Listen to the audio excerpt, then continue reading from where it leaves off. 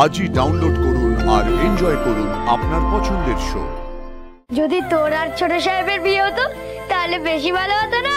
ঘন্টু, এসব তুই কি বলছিস? ও হ্যাঁ, ভালো কথা। শোন না কুসুম, কালকে গ্রহশান্তির পুজো হয়ে গেলে আমি একবার মালদা যাব, আমাকে ব্যাগপত্র গুছিয়ে দিস। ও মাম, মালদা কেন যাবা বাবা? তোর জন্মের সময় তোর মা গ্রামের মন্দিরে মানত করেছিল যেন তোর বিয়ে কোনো ভালো আর সৎ ছেলের সঙ্গে হয়। তোর মায়ের মানত তো পূর্ণ হয়েছে, কিন্তু তোর মা তো নেই, তাই আমাকেই গ্রামে যেতে হবে তোর মায়ের মানতের পুজোটা দেওয়ার জন্য মালদায়। দিদি, তুই আমার জামা কাপড় গুছিয়ে দিস, আমিও যাবো বাবার সাথে। তাহলে আমিও যাবো। তাই না কুসুম, না, তুই একদম ছুটি নিবি না।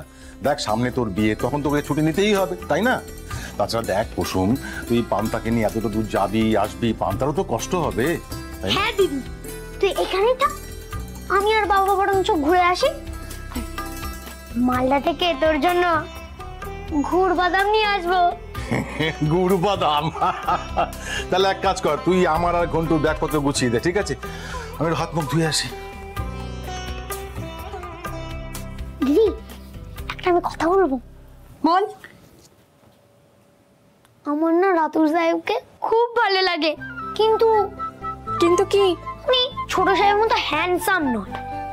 কাল অনুষ্ঠানেও ছোট সাহেবকে হিরোর মতো লাগছিল, হিরো। যদি তোর আর ছোট সাহেবের বিয়ে হতো তাহলে বেশি ভালো হতো না? ঘন্টু, এসব তুই কি বলছিস? ঘন্টু, কি বললি তুই? হ্যাঁ, কি বললি তুই? রাহুল দাই বলে জানি তুই, রাহুল দাই বলবি। বাবা, আবার ভুল হয়ে গেছে, আমাকে ক্ষমা করে দাও না। এমন ছেলে একটা, কিছু না বলে বলে বড্ড ভালো বেড়ে গেছো। বাবা, তুমি এরকম করো না, তুমি সাবধান হও। ঠান্ডা করো। ওর হয়ে আমি তোমার কাছে ক্ষমা চাইছি বাবা। ছোট সরল মনেই বলে ফেলেছে। আর যদি একদিন কথা বলেছে না, মেরে তোমার দাঁত কমাটি খুলে দেবো, আমি বলে দিচ্ছি।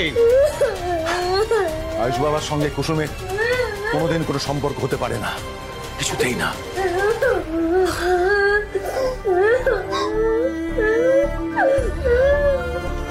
তোর দিদির বিয়ে হবে রাতুলের সঙ্গে, তোর দিদির নামের সঙ্গে অন্য কোনো ছেলের নাম জড়াক আমি চাই না। হ্যাঁ, আমি একটা ভুল করেছি, অন্য কেউ কোনো ভুল করুক আমি চাই না। না, আমার মেয়ের জীবন নিয়ে ছিনিমিনি খেলার অধিকার কারণ নেই। দেখ ঘন্টু, তুই তো ছোট, তাও জেনে রাখ, আয়ুষ বাবা না থাকলে তুই তো দিদিকে ফিরেও পেতিস না। ওই অজয় তো দিদির জীবনটা শেষ করে দিত। আমার মতো একটা অপদার্থ বাবার চোখে আঙুল দিয়ে ভুলটা শুধরেছে আয়ুষ বাবা।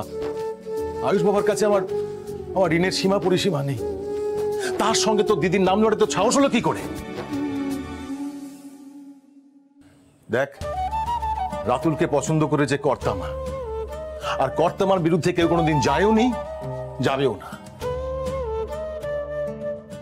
একটা কথা ঘন্টু কান খুলে শুনে রাখ, আর যদি কোনোদিন তোর মুখে ওই কথা শুনেছি, আমার থেকে খারাপ কেউ হবে না। রাতুল ছাড়া অন্য কোনো ছেলের নাম তো দিদির সঙ্গে জড়াক, সেটা আমি চাই না। মনে থাকবে তো?